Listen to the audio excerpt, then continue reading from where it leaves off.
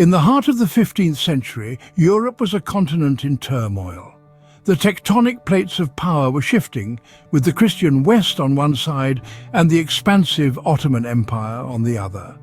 A delicate tension hung in the air, a tension that would define the era and shape the destinies of nations.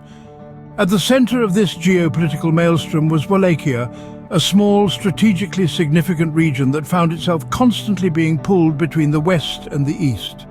Wallachia was a crucial battleground, a place where the fate of the continent was often decided.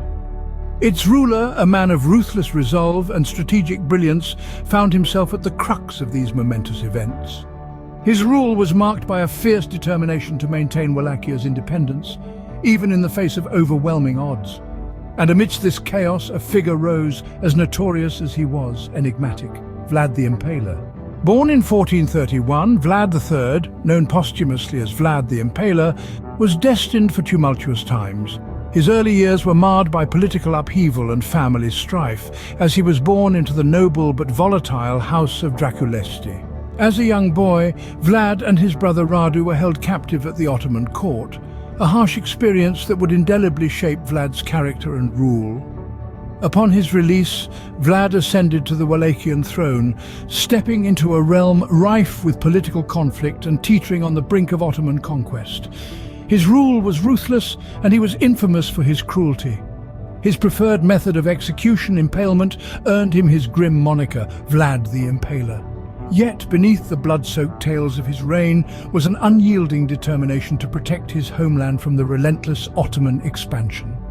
His reign, though brutal, was marked with attempts to protect his homeland from Ottoman expansion. As ruler of Wallachia, Vlad's rule was one of blood and iron. His reign was marked by relentless military campaigns, each one more audacious and bloodthirsty than the last. One of the most infamous was his night attack. In this daring escapade, Vlad sought to cut the head off the Ottoman serpent by attempting to assassinate the Sultan himself. Vlad's brutal policies weren't confined to the battlefield. Back home in Wallachia, he was just as ruthless. The Wallachian nobles, who were seen as a threat to his power, were executed in vast numbers. Impalement, a method of execution as cruel as it was effective, became his signature. The sight of his enemies writhing on stakes became a grim testament to his unyielding authority. His terrifying rule was not without purpose. Vlad was a bulwark against the encroaching tide of the Ottoman Empire. His brutal methods were a desperate response to an existential threat. He was a man of his time, a time when the survival of his realm hung by a thread. Indeed, Vlad's rule was bathed in blood and forged in iron. His reign was one of terror, but it was also a period of unyielding resistance. He was a prince of darkness, a symbol of fear, but also a stalwart leader in the face of overwhelming odds. His reign was one of terror, but also of an unyielding stand against the encroaching Ottoman Empire. Vlad's life was one of violence and strife, and his legacy is equally as complex. His reign, marked by a brutal form of justice, paints a picture of a tyrant in the West. Yet, in his homeland of Romania, his image takes on a different hue. Here, Vlad is celebrated as a folk hero, a leader who fiercely defended his lands and his people against the encroaching Ottoman Empire. His reputation as a fierce and unyielding ruler bleeds through the annals of history, and his name is synonymous with tales of blood and terror.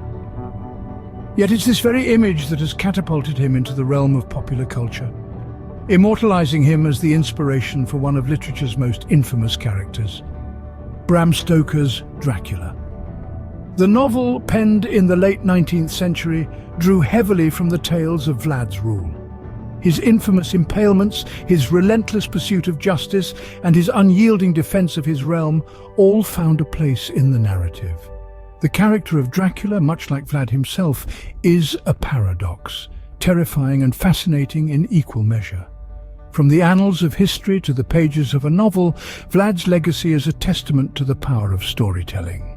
He is remembered not just as a ruler, but as a character that continues to captivate audiences centuries after his death.